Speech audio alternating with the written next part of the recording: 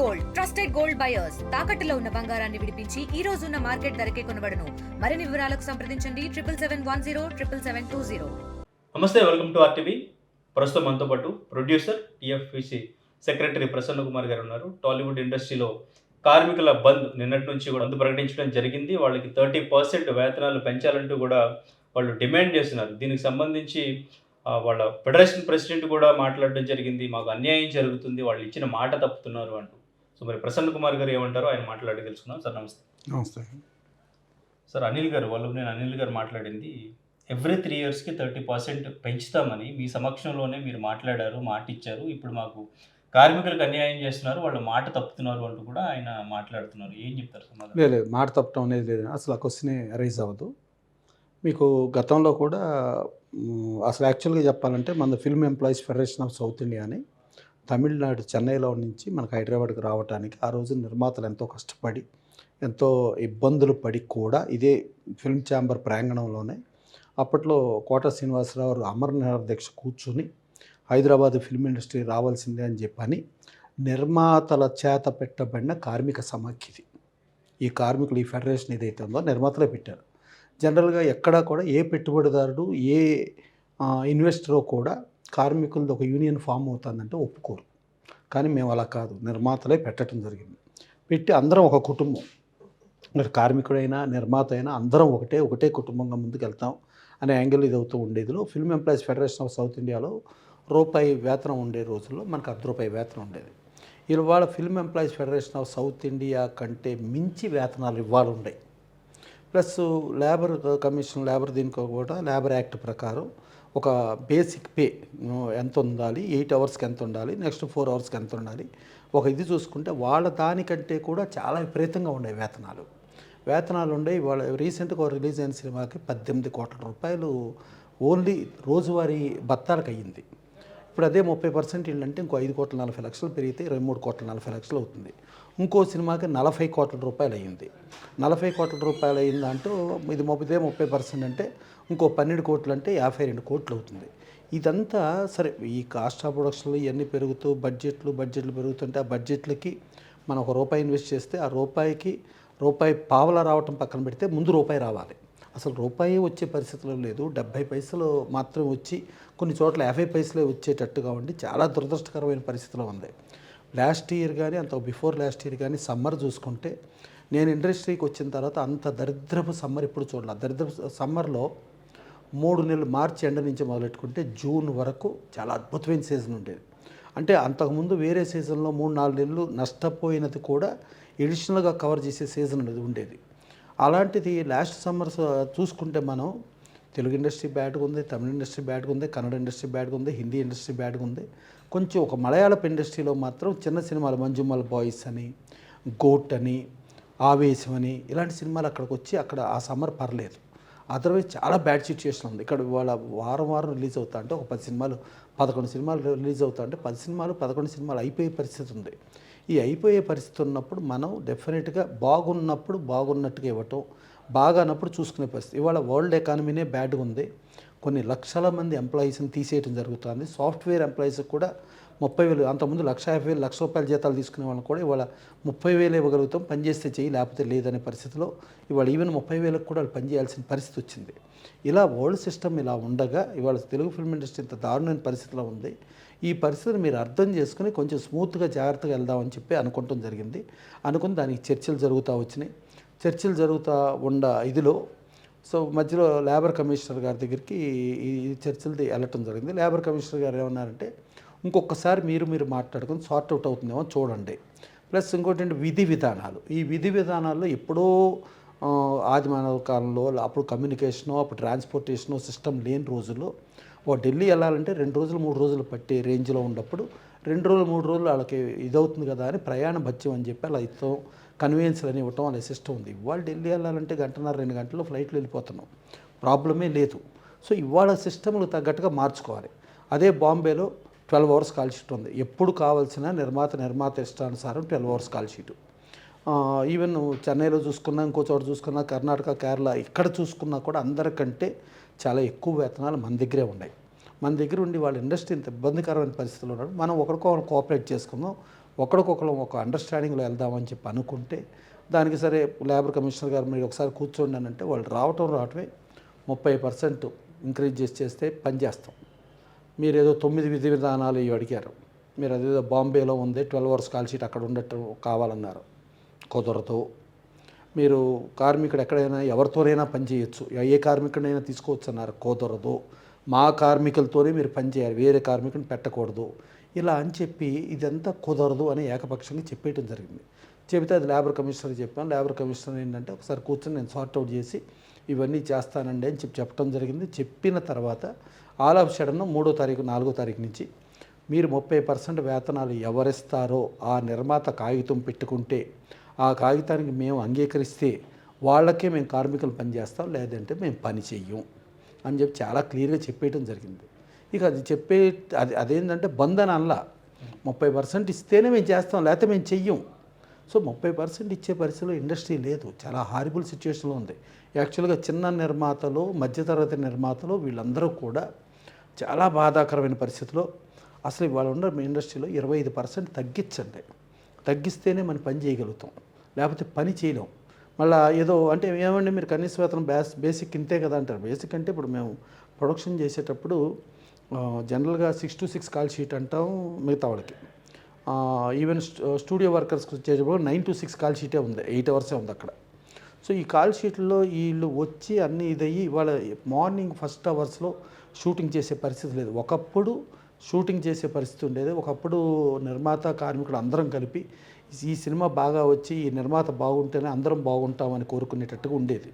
ఇవాళ వచ్చేటప్పటికి 6 అవర్స్ అనుకుంటే మేము 11 o'clockకి షూటింగ్ స్టార్ట్ అయ్యే పరిస్థితి ఉంది. 11 o'clock స్టార్ట్ అయ్యి 1 గంట చేసుకున్న తర్వాత 1కి మళ్ళీ లంచ్ బ్రేక్ అని, అక్కడి నుంచి లంచ్ బ్రేక్ 1 hour అనుకుని, అక్కడి నుంచి ఇంకో 1 hour రిలాక్స్ అనుకున్న 3 అనుకుంటే, 3 నుంచి మళ్ళీ 6 అనుకుంటే ఇది ఒక 3 గంటలు, అదొక గంట, 4 గంటలు, 4.5 గంటలే అవుట్పుట్ వచ్చే ప్రమాదం ఉంది.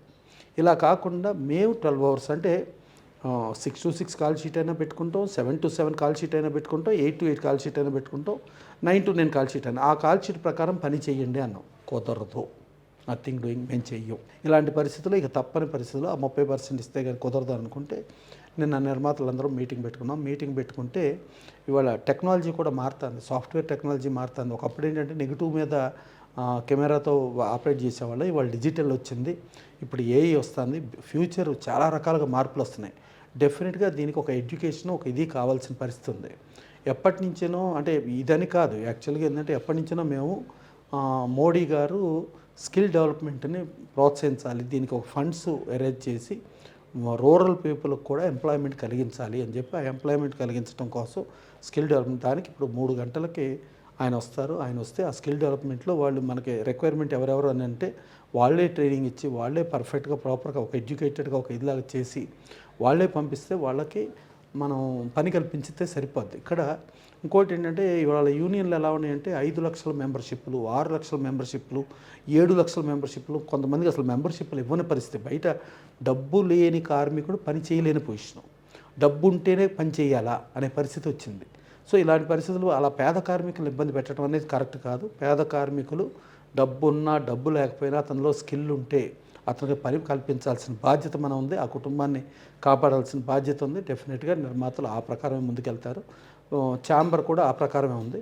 సరే ఇవాళ ఆల్రెడీ ఫెడరేషన్లో 13 యూనియన్లని ఇవాళ లేబర్ కమిషనర్ రమ్మన్నారు. ఆ లేబర్ కమిషనర్ దగ్గరికి వెళితే లేబర్ కమిషనర్ ఏం చెప్తారో ఏంటో ఒకసారి చూస్తే అప్పుడు సిస్టమ్ మనకు క్లారిటీగా ఏంటనేది వస్తుంది.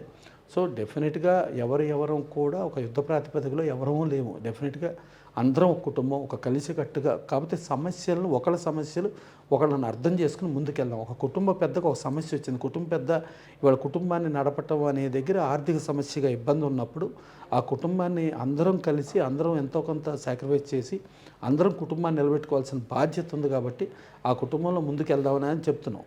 దీనిలో మళ్ళీ వాళ్ళు చెప్పేది ఏంటంటే మేమేదో ఒక 20% మేమేదో కార్మికులు మాకేదో ఇంతే కదా అని చెప్తారు. ఇప్పుడు 1000 రూపాయలు, 1100, 1700, 1800, 2000 అని చెప్పినా ఒక టైం టు ఒక టైం కాల్ షీటు, దానికి మళ్ళీ ఓటీ కాల్ షీటు, ఇట్లా కాల్ షీట్లు యాజ్ ఇట్ ఈస్గా చూసుకుంటూ వెళ్తే నిన్న ఒక ప్రొడ్యూసర్ చెప్పారు ఒక డ్రైవర్కి 1,50,000 వెళ్ళిందంట. అంటే 24 క్రాఫ్టులకి ఇటు మినిమం వేజెస్ యాక్ట్ ప్రకారం ఉన్నదానికి ఎక్కువ ఉంది, పక్కన తమిళనాడు కంటే ఎక్కువ ఉంది, పక్కన కేరళ కంటే ఎక్కువ ఉంది, కర్ణాటక కంటే ఎక్కువ ఉంది, బాంబే అనేది metropolitan city, highest cost of living ఉన్న సిటీ అయినా బాంబే కంటే కూడా మనం ఎక్కువ ఉండటం, బాంబే విధి విధానాల కంటే మనం దారుణంగా ఉండటం, ఇవన్నీ తప్పు, మార్చుకోండి అని చెప్తున్నప్పుడు కాదు మేము మార్చుకోమని చెప్పి ఒక మొండి వైఖరి, ఏకపక్ష వైఖరి వాళ్ళు వెళ్ళటం కరెక్ట్ కాదు. సరే డెఫినెట్గా ఇప్పుడు 13 యూనియన్లు వెళ్ళినాయి కాబట్టి లేబర్ కమిషన్ దగ్గర ఏమైనా సార్ట్ అవుట్ అయితే చేస్తే మళ్ళీ ఇవాళ దీనిలో మళ్ళీ దీని మూలంగా కూడా ఇంకెక్కువ లాసులు వచ్చే పరిస్థితి ఉంటుంది. డెఫినెట్గా కార్మికుడు ఇబ్బంది పడతాడు,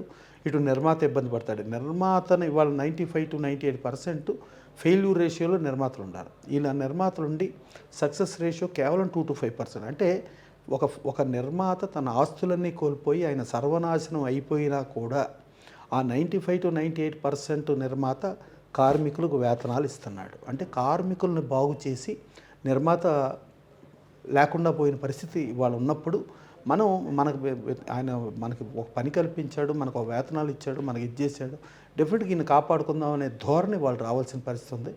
వాళ్ళు ఆ ధోరణిలో లేకుండా ఉండటం అనేది దురదృష్టకరం. డెఫినెట్గా వాళ్ళ మనసు కూడా ఆలోచించుకుని ఇది మన నిర్మాతలు పెట్టిన కార్మిక సమాఖ్య, మనం దీన్ని కాపాడుకుందాం అని అనుకుని వాళ్ళు కూడా ఒక సత్ప్రంతో సరిగ్గా వస్తే అదొక పద్ధతి. ఇక దాటితే స్కిల్ డెవలప్మెంట్ అనేది అది ఎప్పటికైనా చేయాల్సిన పరిస్థితే ఉంది. సో అందరికీ ఎంప్లాయ్మెంట్ కలగాలి, అందరూ బాగుండాలి, అందరిలో మనం ఉండాలి అని కోరుకునే పరిస్థితి అది నడుస్తూ ఉంటుంది. ఇవన్నీ కూడా ఎంత తొందరగా సమస్య పరిష్కారం అయిపోయి అందరూ కూల్గా ముందుకెళ్తారో అని చెప్పి మనం చూస్తూ దానికి ఆశిద్దాం. Okay, right sir. కానీ అంటే రోజుకి 18 కోట్లు 40 కోట్ల వరకు ఖర్చు అవుతుంది అని మీరు అన్నారు.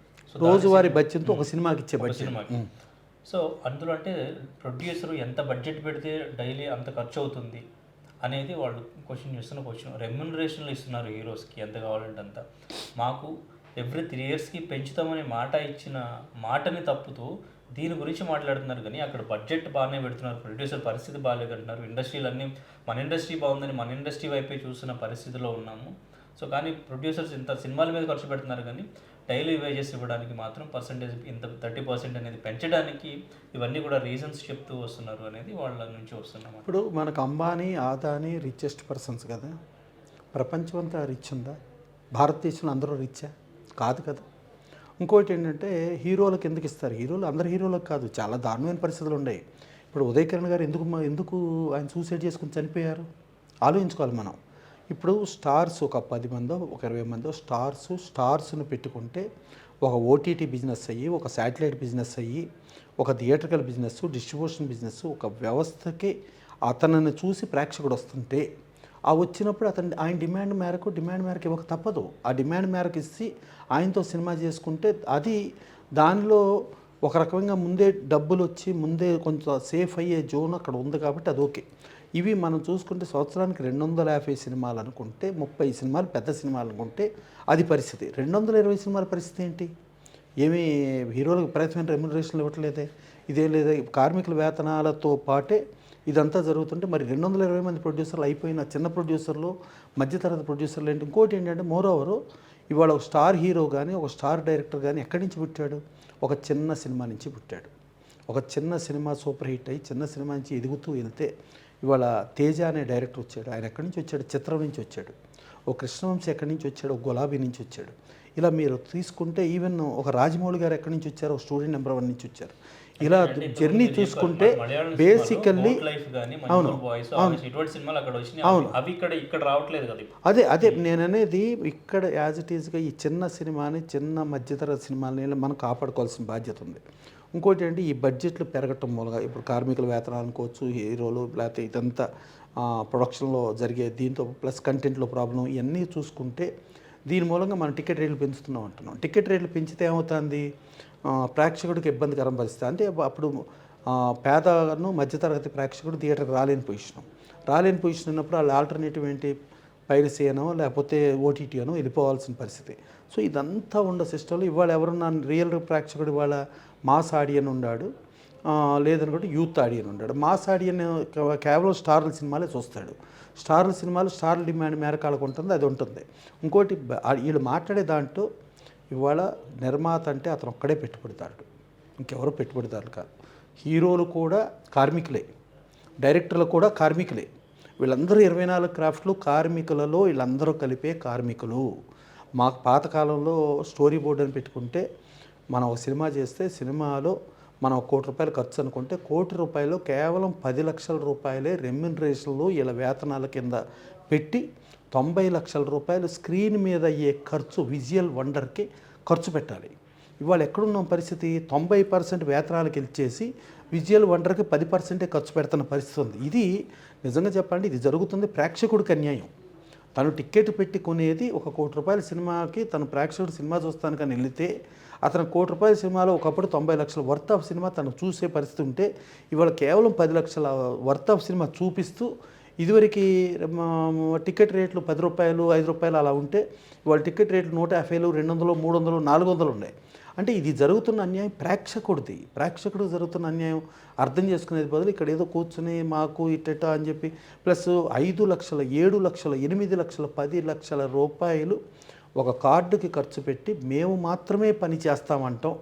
డబ్బు లేని నిజమైన కార్మికుడు, నిజమైన సాంకేతిక నిపుణుడు, నువ్వు డబ్బు లేదు కాబట్టి నువ్వు యూనియన్లో కార్డు లేదు కాబట్టి నువ్వు పని చేయొద్దనంటాం చాలా తప్పు. డెఫినెట్గా పేద కార్మికులకు అందరికీ న్యాయం జరగాలి.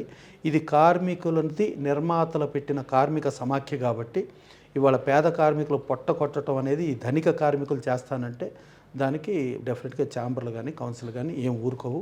డెఫినెట్గా పేద కార్మికులు లేకపోయినా వర్క్ చెయ్యాలి. అంటే ఎప్పటి నుంచో ఇండస్ట్రీని నమ్ముకుని మీరు చెప్పినట్టు ఎన్నో లక్షలు పెట్టి యూనియన్ మెంబర్షిప్ తీసుకున్న వాళ్ళ పరిస్థితి ఏమవుతుంది అంటే ఇప్పుడు కూడా డబ్బు పెట్టి యూనియన్ మెంబర్షిప్ తీసుకుంటే ఓకే మీరు అనేది, అంతేగాని డబ్బు పెట్టలేని పరిస్థితిలో ఉండి ఇప్పుడు కాదు ఇంకో 10 ఏళ్ళ ముందు నుంచి ఒక మంచి సాంకేతిక నిపుణుడు డబ్బులు పెట్టలేడు అంటే అతను రోడ్డు మీద అడుగు తినాలా, అతని కుటుంబం రోడ్డును పడాలా?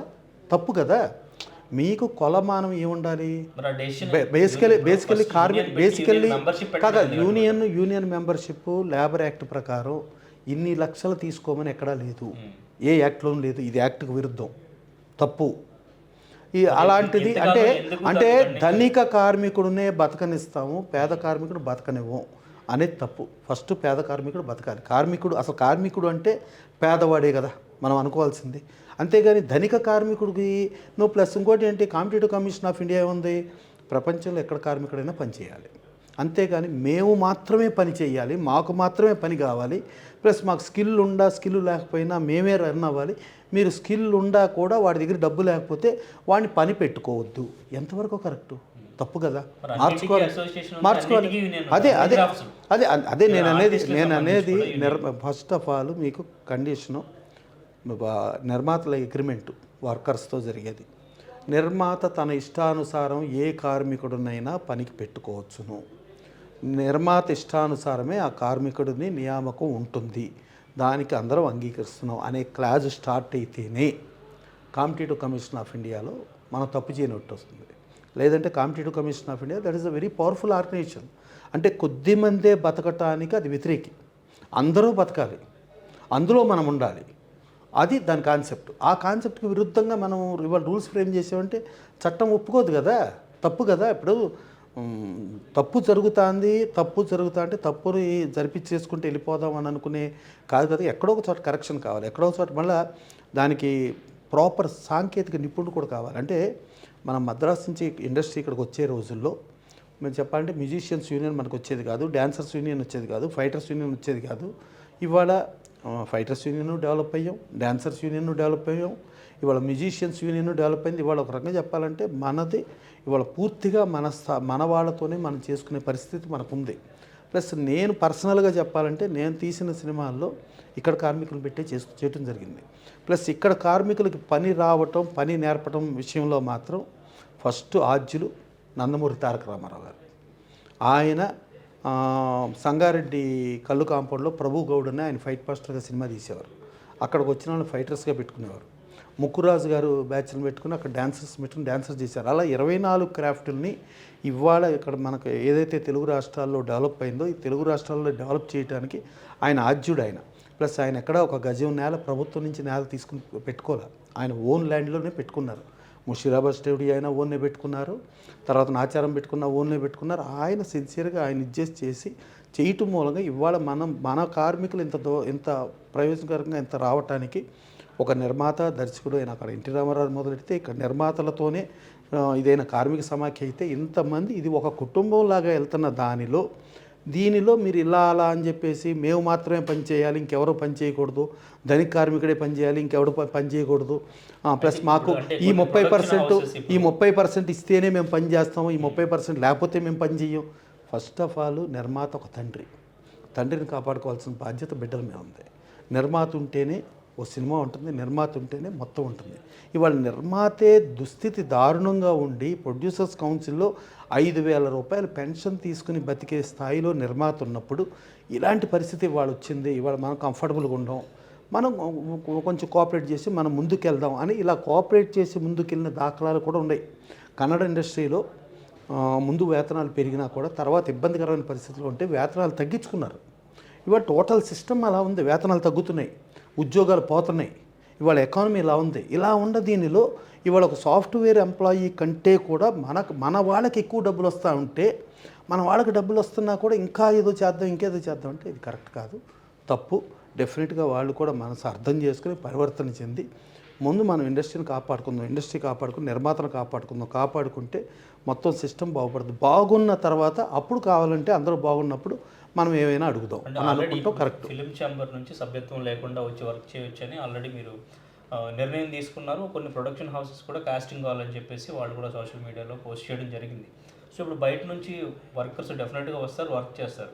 సో మరి ఇది ఎంతవరకు ముందుకు వెళ్తుంది? ఆల్రెడీ వేతనం కోసం బంద్ చేసే వాళ్ళ పరిస్థితి ఏంటి? ఇండస్ట్రీ అంటే డెఫినెట్గా ఇప్పుడు మీకు ఒకటి చెప్పని, ఇది సాంకేతిక నిపుణులు వీళ్ళందరూ పనిచేసేవాళ్ళు, ఒక టెక్నీషియన్ వాళ్ళు వర్క్ అవుట్పుట్ ఉంటే డెఫినెట్గా ఎవరైనా రావాలి.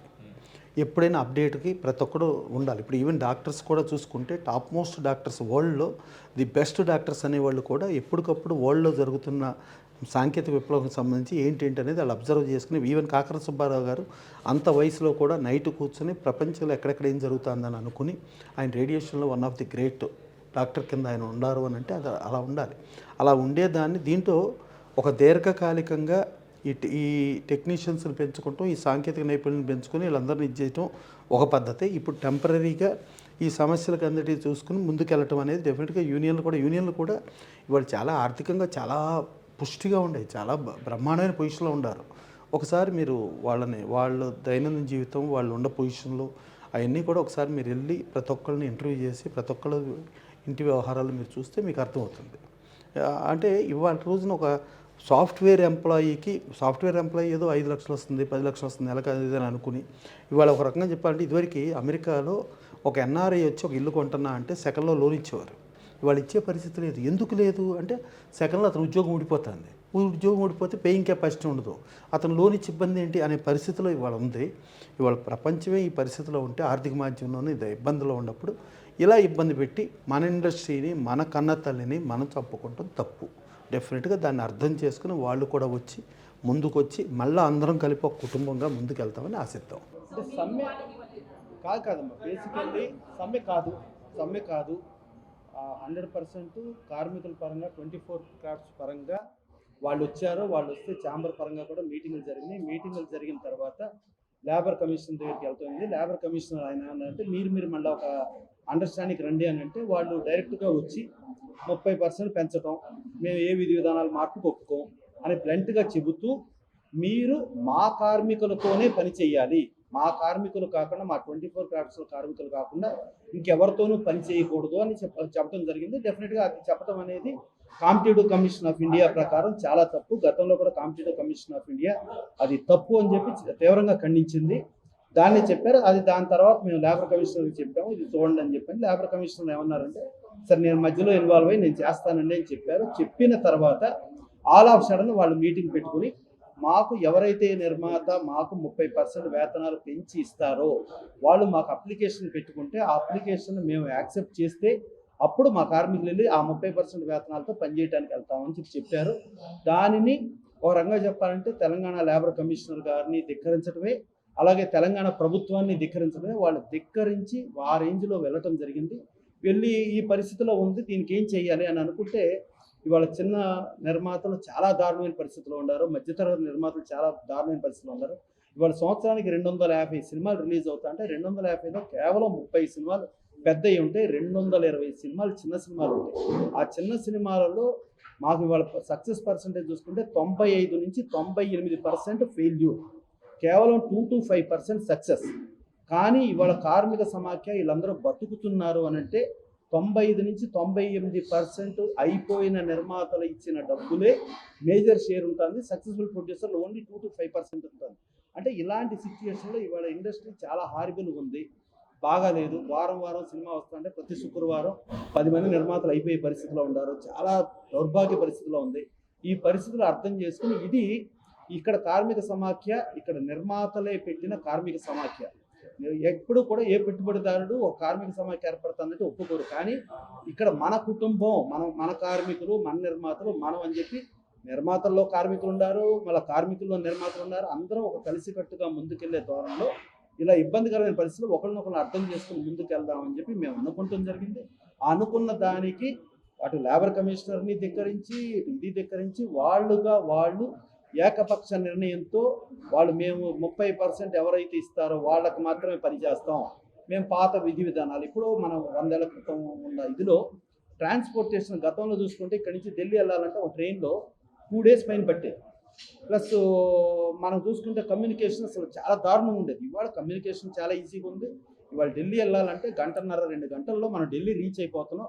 స్టిల్ ఇప్పటికీ కూడా ఆ 2 రోజుల్లో 3 రోజుల్లో రీచ్ అయ్యేటట్టుగా ప్రయాణ బత్యాలు ఇవ్వండి, మీరు అలాగే చెయ్యండి, ఇలాంటివన్నీ కూడా ఉండయి. ఇది కరెక్ట్ కాదు. బాంబేలో 12 hours కాల్ షీట్ ఉంది. బాంబేలో వాళ్ళు ఫుడ్ పెడతలేదు.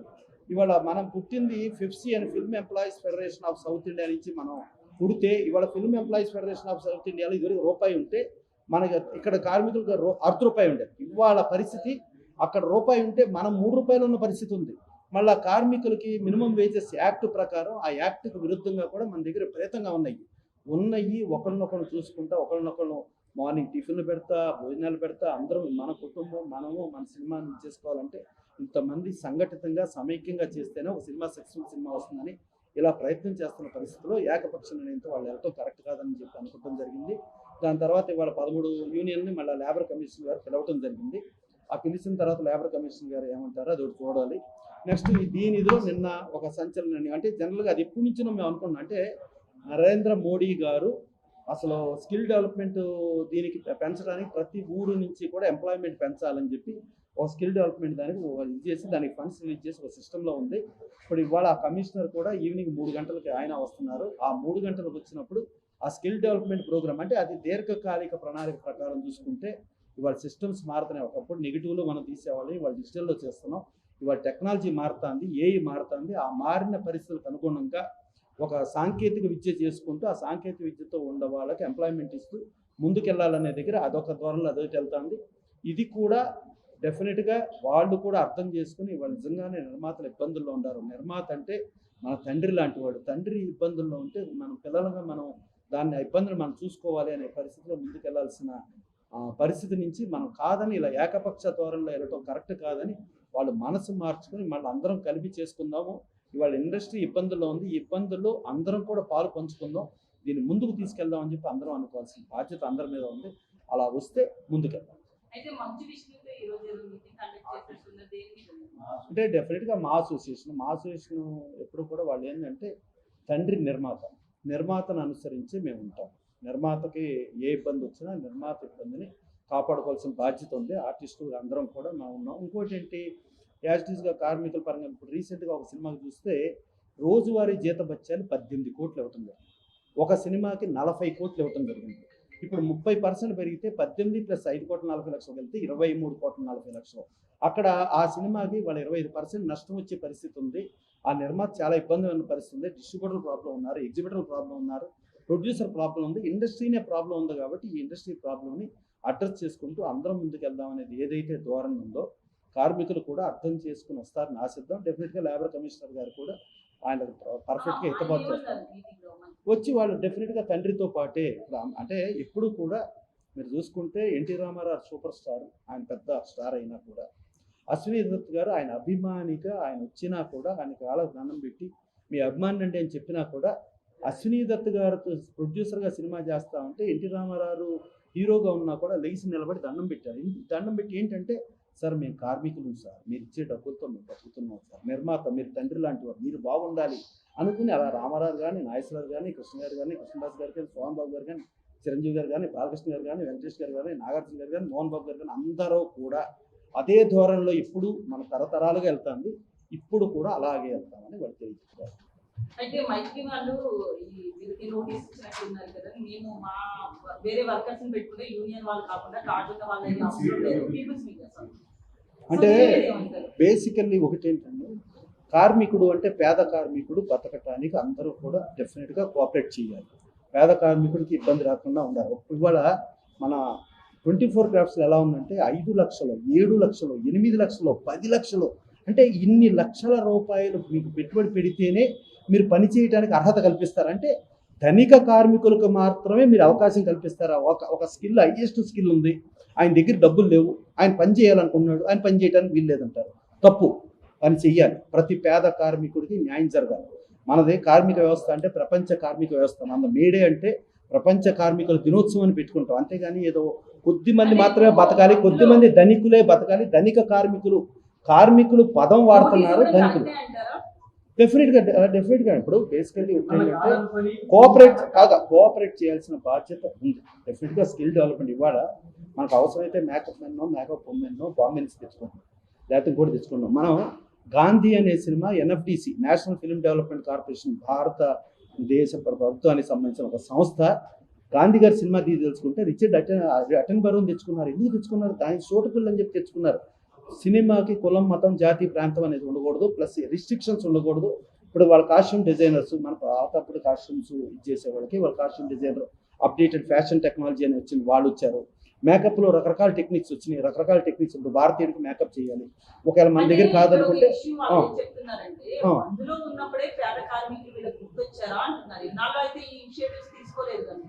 అంటే ఎప్పుడూ కూడా మీరు కాంపిటేటివ్ కమిషన్ ఆఫ్ ఇండియా ఇవాళ ఇచ్చిన కేసు కాదు, ఎప్పుడో ఇచ్చింది. మీరు ఇది తప్పు, మీరు మార్చుకోండి అంటే కాంపిటేటివ్ కమిషన్ ఆఫ్ ఇండియాని కూడా మీరు ధిక్కరించే అధికారం మీ చేతిలో ఉందనుకుంటున్నారా? తప్పు. కాంపిటేటివ్ కమిషన్ ఆఫ్ ఇండియా ఇచ్చిన ఒక నిర్ణయం ఏదైతే ఉందో అది ట్రిబ్యునల్కి వెళ్ళాలి, ట్రిబ్యునల్ నుంచి అవసరమైతే హైకోర్టుకి వెళ్ళాలి. దానిపైన ఓన్లీ సుప్రీంకోర్టుకి మాత్రమే అర్హత ఉంది. అది మోనోపలి రిస్ట్రిక్ట్, అంటే గుత్తాధిపత్యంగా కొద్ది మంది బతుకుతాం, ఇంకెవరిని బతకనివ్వం అనేది భారతదేశ వ్యాప్తంగా ఎక్కడ ఏం జరిగినా అలా కాదు, అందరూ బతికేటట్టు ఏర్పాటు చేయడానికి ఉన్నదే కాంపిటేటివ్ కమిషన్ ఆఫ్ ఇండియా. అది రిటైర్డ్ జడ్జెస్ వాళ్ళందరూ ఉంటారు, జడ్జిలు ఉంటారు, వాళ్ళని ఛాలెంజ్ చేయాల్సి ఉంటే ట్రిబ్యునల్, సుప్రీంకోర్టు అంతగా తప్పితే ఇంక వేరే ఏది లేదు. వాళ్ళే తప్పు పట్టే విధంగా మీరు ఉన్నారంటే మీరు మార్చుకోవాలా, మీరు ఇవాళ ఉన్న సిస్టమ్ మార్చుకోవాలి, న్యాయం ప్రకారం వెళ్ళాలా. మేము ఇలాగే అన్యాయంగానే వెళ్తాము, మేము అన్యాయ పద్ధతుల్లోనే వెళ్తాం అనేది తప్పు కాదు, తప్పు. అందుకని మారాలి డెఫినెట్గా. అందరం బేసికల్లీ మిగతా చోట్ల ఎక్కడ ఉన్నా కూడా తెలుగులో మనం కార్మిక సమాఖ్య ఏర్పాటు చేసిన నిర్మాతలు కాబట్టి ఒకళ్ళ బాధలు ఒకళ్ళు అర్థం చేసుకుని ఒక కుటుంబంలో చిన్న చిన్న సమస్యలు నేనే బతకాలి కాకుండా మన అందరం బతకాలి అనే దగ్గర అందరం కలిపి ముందుకెళ్లాల్సిన బాధ్యత అందరం. అయితే మళ్ళీ ప్రొడ్యూసర్స్ మీటింగ్ కండక్ట్ చేసే అవకాశం ఉందా? లేబర్ కమిషన్ అందరూ కలిసి ఎప్పుడు కలిసే అవకాశం? డెఫినెట్గా. అంటే ఇప్పుడు బేసికల్లీ ఇప్పుడు ఇలాంటి పరిస్థితి వచ్చి దీన్ని స్తంభింపజేయాలనే ఉద్దేశం ఎవరి పక్షాన ఉంటుందని నేను అనుకోను.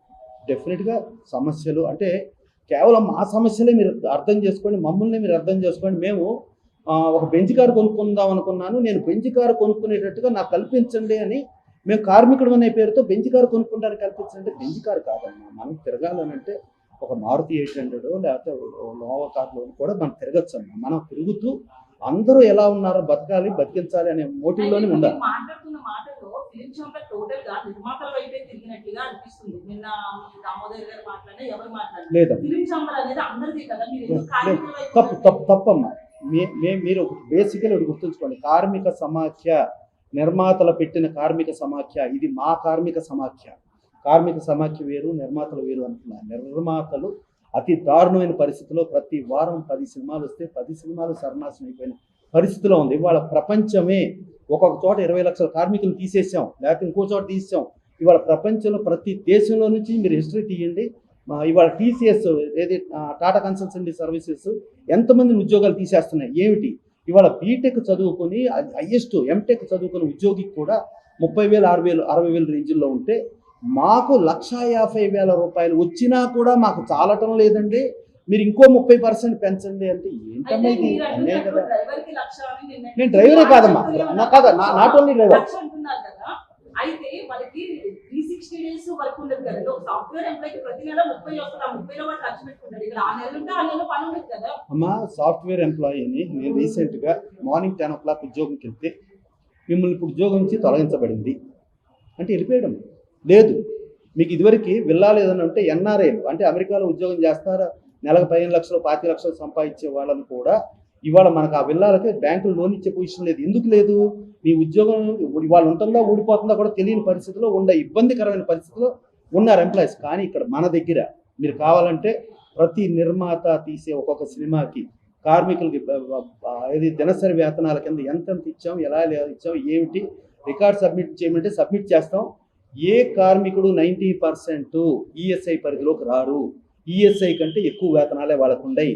మళ్ళీ ఇది కాకుండా మీరు యాజ్ లేబర్ కమిషనర్ దగ్గరికి వెళితే labour commissioner minimum basic wages నుంచి 8 hours వేజెస్, 8 hours వేజెస్ నుంచి 4 hours ఎక్స్ట్రా కలిపితే ఎంత డబ్బులు ఉంది అనేది ఒకసారి లెక్క చూడండి. మనం ఎంత ఇస్తున్నామో లెక్క చూడండి. లెక్క చూసి లెక్కను అవగాహన చేసుకుని మనకు ఆ లేబర్ కమిషనర్ గారు ఇచ్చే దానికంటే చాలా ఎక్కువగా ఇస్తున్నాం. మళ్ళీ ఇంకోటి ఏంటంటే ఎక్కడైనా కానీ మీరు ఆ ప్లేస్కి మీరు రావాలి. కానీ మేమే ప్లేస్కి వచ్చి ఏర్పాటు చేస్తాం, మేమే ప్రయాణ భత్యాలు ఇస్తాం, మేమే ఇన్ని చేస్తున్నాం. చాలా బాగా చూసుకుంటూ ఒక అతిథి దేవో భవ కంటే కూడా నిర్మాత చాలా బాగా చూసుకున్నాడు. నిర్మాత ఏంటంటే మనం అయిపోయినా కూడా 10 మందికి అన్నం పెట్టి బ్రహ్మాండంగా చూసుకుంటే బాగుంటుందని అనుకుంటున్న పరిస్థితిలో ఇవాళ నిర్మాత కేవలం 5,000 రూపాయల పెన్షన్తో బతికే పరిస్థితితో దౌర్భాగ్య పరిస్థితిలో ఇవాళ ఉంది. ఇవాళ చెప్పాలంటే మీకు ఝాన్సీ గారిదే చెప్తా ఎగ్జాంపుల్. ఝాన్సీ గారు ఆవిడ ఒక మురళీమోహన్ గారి కంటే 10 సంవత్సరాల ముందు సీనియర్ ఆర్టిస్టు. ఆవిడ సీనియర్ ఆర్టిస్ట్గా ఉండి, నిర్మాతగా ఉండి, మీడియేటర్గా ఉండి, ఫిలిం నగర్లో ఒకప్పుడు 2 story బిల్డింగ్ ఓనర్ అయ్యి ఉండి ఫైనల్లో బతకడానికి ఇబ్బంది ఉంటే మేమే విజయవాడ వృద్ధాశ్రమంలో చేర్చి డైరెక్ట్ ఆ వృద్ధాశ్రమంకి మేమే ప్రొడ్యూస్ కౌన్సిల్ నుంచి 5,000 రూపాయలు పెన్షన్ చేస్తుంటే బతుకుతూ ఆవిడ దాని నుంచి శివైక్యం చెంది కాలం చేయటం జరిగింది. ఇలా చాలామంది ప్రొడ్యూసర్స్కి ఈ 5,000 రూపాయలతో బతుకుతా అంటే మీరు ఎంతసేపు కార్మికులు నిర్మాత అంటే పెట్టుబడిదారుడు, కార్మికుడు అంటే ఏదో మేము పేద కార్మికులు వ్యతిరేకం కాదు. పేద కార్మికులకు అందరికీ పని కల్పించడానికే మేము కంకణం కట్టుకునే ఉన్నాం, వెరీ క్లియర్. కానీ నిర్మాత ఇంత దౌర్భాగ్య పరిస్థితిలో, ఇంత ఇబ్బంది పరిస్థితి ప్లస్ నిర్మాత వెళ్ళి ఒకళ్ళని అడుక్కోగలిగే పరిస్థితి కూడా లేకుండా నిర్మాత ఉందంటే అర్థం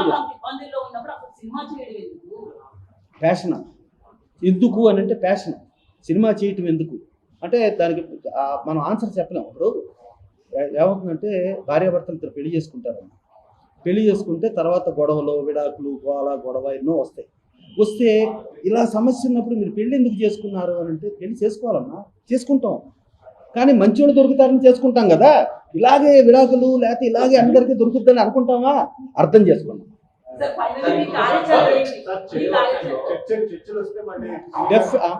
ఒకటే ఎప్పటికైనా అందరం కుటుంబమే. కుటుంబంలో ఉన్న కష్ట నష్టాలను అందరం అర్థం చేసుకుని ఒకళ్ళకొకళ్ళు మీరు బాగుండండి, మేము బాగుంటాం, మనందరం బాగుంటాం. అంతేకాని మీరు నాశనం అయిపోండి మేము మాత్రమే బాగుంటామనే ఆశకి మేము విరుద్ధం. డెఫినెట్గా విన్ సిచ్యువేషన్లో అందరం బాగుందాం, అందరం కలిసికట్టుగా ఉందాం, అందరం అర్థం చేసుకుందాం. ఇవాళ ఒక ఇబ్బందికరమైన పరిస్థితి వచ్చింది. ఈ ఇబ్బందిలో మనం కూడా పాలు పంచుకుందాం. ఒక కుటుంబ పెద్దకి ఇబ్బంది వచ్చిందంటే కుటుంబంలో ఉన్న అందరూ కూడా ఇదిగోండి నా నగలు తీసుకోండో లేకపోతే నా డబ్బు తీసుకోండో, ముందు ఈ కుటుంబాన్ని మనం చక్కదిద్దుకుందాం అనే ధోరణిలో ముందుకెళ్లే పరిస్థితి నుంచి బదులు లేదు నీకు ఇబ్బంది వచ్చింది ఇప్పుడు నేనైతే సుఖంగా ఉండి నేను వెళ్ళిపోతా, నేను వెళ్ళిపోతా, నేను ఇంకో చోటకి వెళ్ళిపోతా అనే స్వార్థపూరిత ధోరణి కాకుండా అందరం కలిసికట్టుగా ఈ సమస్యను పరిష్కరించుకుంటాం.